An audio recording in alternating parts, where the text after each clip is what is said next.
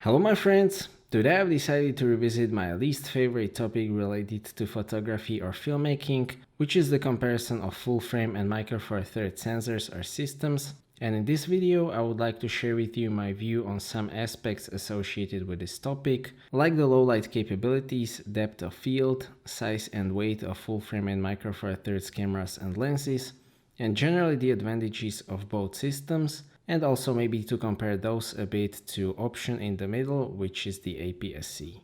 I currently use full frame and micro four thirds cameras. I also use APS-C camera, and I've also been accused of being both Sony and micro four thirds fanboy in comments under my Sony A7III versus Panasonic G9 video, which is a sign that I am probably doing a decent job at being reasonable and not biased within this topic. If you are not familiar with how the crop factor works or some theoretical aspects, take a look at my micro four thirds versus APS-C video linked in the description, because in this video I will go a bit deeper into this topic. The problem with most videos like this one is, in my opinion, that instead of acknowledging advantages and disadvantages of both systems, these comparison videos are usually trying to prove that micro four thirds can or cannot do the same thing that the full frame does, which is in my opinion not the right approach. The common belief is that the low light capabilities and shadow depth of field are advantages of full frame, and that the size and weight are advantages of micro four thirds. These advantages are relative, but in the real world conditions, it is actually truth. There is a lot of videos saying that the depth of field is not related to the sensor size and that you can achieve the same depth of field with micro four thirds if you use lens with lower aperture or if you go further from the subject and use longer focal length. And that actually is truth, but there are two problems with these theoretical assumptions. The first one is that in the real world you don't always have an option to change your composition until the shot is perfect. And the second problem is that the lenses that could compensate for that 2x crop factor don't really exist. f1.8 prime lenses for full frame are common, and some of them are also very cheap, and those will give you very shallow depth of field. If you want the same results on micro four thirds, you would need f0.9 or f0.95 lenses. There are some f0.95 lenses for micro four thirds, but those are old third-party manual focus lenses, so those might not be suitable for everyone. And there are also f0.95 lenses for full frame if that's what you would like. And it is even worse when it comes to zoom lenses.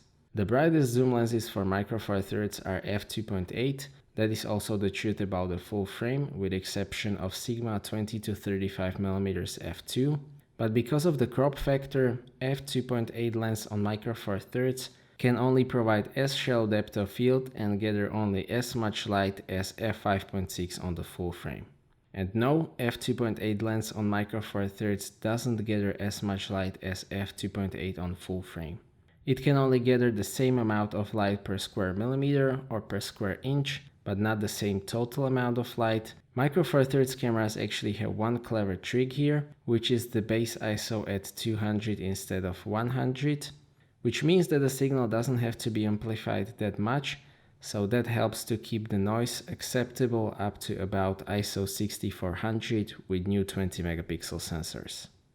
So theoretically, in ideal conditions, with lenses that at the moment don't even exist, you can achieve the full frame look, and the light gathering can be compensated for by using lower aperture and ISO, but in the real life, not really. So if you want that full frame look and low light capabilities, just buy full frame camera and f2.8 zoom lenses or f1.8 or lower prime lenses, and you will achieve that much easier. In terms of portability, it is very similar. The full frame lenses are bigger and heavier because you just need to have more glass to concentrate that light onto the larger sensor. There is just no way around it, but that is a relevant reason. For micro four thirds, there is a wide variety of small zoom lenses, like my favorite Leica 12 to 60mm f2.8 to 4, which gives you full frame equivalent of 24 to 120mm f5.6 to 8.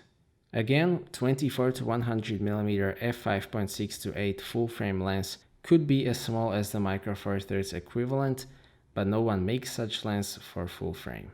Regarding the primes, there are some very compact lenses for full-frame cameras like Sony 28 or 35mm f2.8 or Samyang f2.8 primes, because those are easier to design.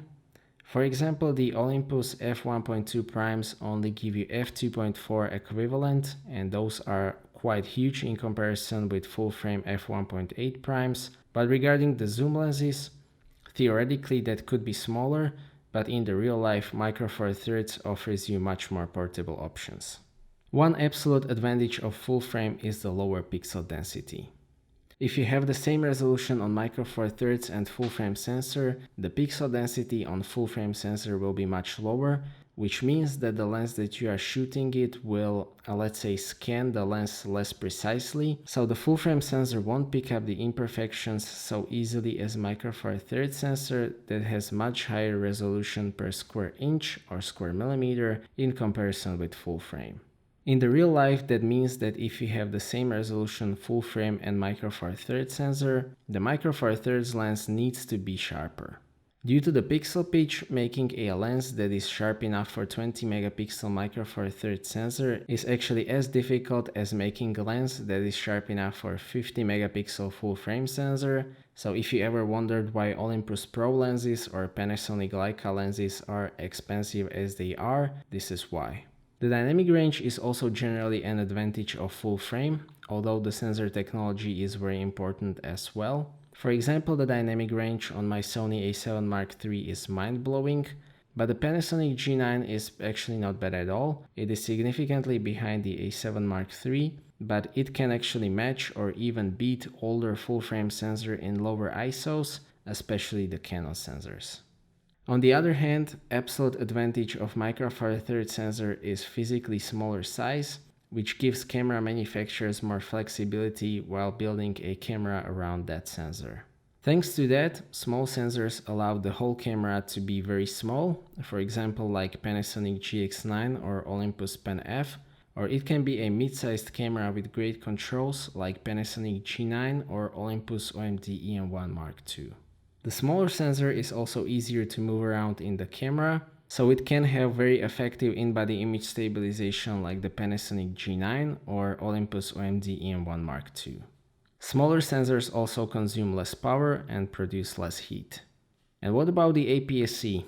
Is it the best of both worlds? That is difficult to say. APS-C actually used to be my most favorite sensor size when Sony announced their 24 megapixel APS-C sensor used in everything from Nikon D3300 to Sony A6500. The things were going very well for APS-C back then. Even Canon has very decent APS-C sensor in ATD and other cameras. But now I feel like the APS-C is being abandoned a bit. Only the Fujifilm is now fully focusing on APS-C cameras and lenses. We will see what the future will bring, whether Sony A6700 or 6800 will be announced, and especially what APS-C lenses will be announced by any manufacturer, because at the moment it is actually Sigma that keeps Sony APS-C alive with their 1630 and upcoming 50mm f1.4 DCDN lenses. And if I said that there are no zoom lenses that could compensate for the crop factor on Micro Four Thirds cameras, there are actually two Sigma zoom lenses that can compensate for the 1.5 time crop factor on APS-C, and those are the excellent 18-35 and 50-100mm f1.8 DCH-SM lenses. So APS-C is still an interesting option in my opinion, and I really hope that the manufacturer will focus more on APS-C cameras. So to sum up, what has to be said is that both full frame and Micro Four Thirds are compromises. The full frame is a compromise that favors image quality, low light performance, and classy look of your photos. Micro Four Thirds is compromise that favors portability and usability. There is a place for both systems in my opinion. I like to use both.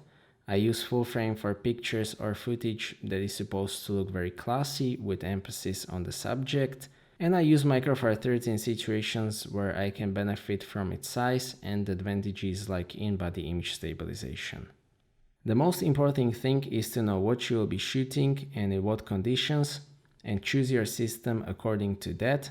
and also to respect other people's preferences and choices, because your choice should be justified by the pictures and videos that you take and not by comments trying to persuade everyone that your choice is the only right choice, because it isn't. So that's it for this video. Thank you for watching. I hope that you liked this video and that you found it to be useful. Stay tuned for more videos and maybe consider subscribing if you don't want to miss my future content. I appreciate your feedback in form of thumbs up or thumbs down. If you would like to ask anything or share your opinion, please do so in the comment section, and see you next time.